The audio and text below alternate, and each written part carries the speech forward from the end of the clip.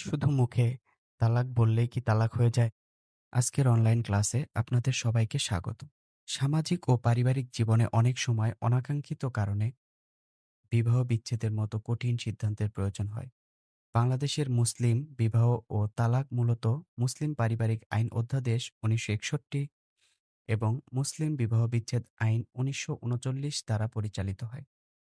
আজকের ক্লাসে আমরা জানব একটি বৈধ তালাক সম্পন্ন করার সঠিক আইনি ধাপসমূহ, স্ত্রী কিভাবে তালাক প্রদানের অধিকারী হয় এবং এর আইনি ফলাফল সম্পর্কে। তালাক কার্যকর করার জন্য কেবল মুখে তালাক বলাই যথেষ্ট নয়।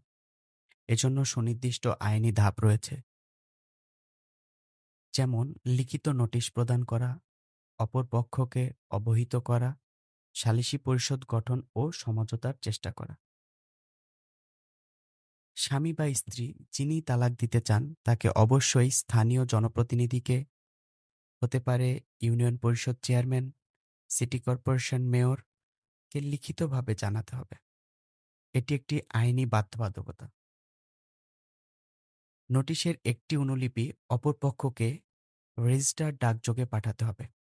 এর উদ্দেশ্য হল অপর পক্ষকে আত্মপক্ষ সমর্থনের সুযোগ দেওয়া। সালিসি পরিষদ গঠন ও সমঝোতার চেষ্টা করা। নোটিশ পাওয়ার ৩০ দিনের মধ্যে চেয়ারম্যান একটি সালিসি পরিষদ গঠন করবেন। এই পরিষদের কাজ হল স্বামী স্ত্রীর মধ্যে কোনোভাবে পুনর্মিলন বা আপোস করানো সম্ভব কিনা তা যাচাই করা। নোটিশ দেওয়ার পর সাথে সাথেই তালাক কার্যকর হয় না। আইন অনুযায়ী নোটিশ পাওয়ার দিন থেকে ৯০ দিন পার হওয়ার পর এটি কার্যকর হয়। যদি এই সময়ের মধ্যে স্ত্রী গর্ভবতী থাকেন, তবে সন্তান ভূমিষ্ঠ না হওয়া পর্যন্ত তালাক স্থগিত থাকবে। একজন স্ত্রী ৩টি পদ্ধতিতে বিবাহ বিচ্ছেদ করতে পারেন: তালাকে তওফিজ, খোলা তালাক এবং আদালতের মাধ্যমে। তালাকে তওফিজ: যদি বিবাহের সময় কাবিননামার ১৮ নম্বর কলামে স্বামী স্ত্রীকে তালাক দেওয়ার ক্ষমতা দিয়ে থাকে, তবে স্ত্রী নিজেই তালাক দিতে পারেন। এক্ষেত্রে প্রক্রিয়াটি স্বামীর তালাক দেওয়ার প্রক্রিয়ার মতোই। খোলা তালাক: এটি একটি সমঝোতামূলক বিচ্ছেদ। যদি স্ত্রী স্বামীর সাথে থাকতে না চান, তবে তিনি স্বামীর সম্মতিতে বিচ্ছেদ করতে পারেন। এক্ষেত্রে সাধারণত স্ত্রীকে তার দেনমোহরের দাবি ত্যাগ করতে হয়।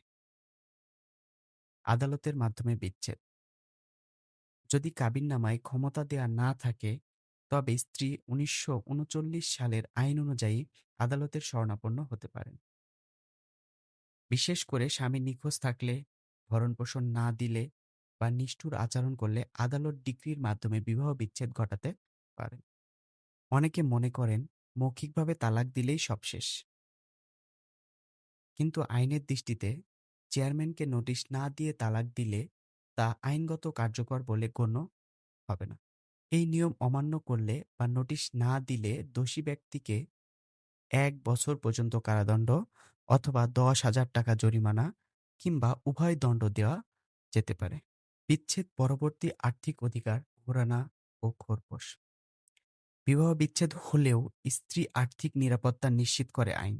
সম্পূর্ণ দেনমোহর তালাক যে পক্ষ থেকেই দেওয়া হোক না কেন, স্ত্রীর বকেয়া দেনমোহর স্বামী অবশ্যই পরিশোধ করবেন।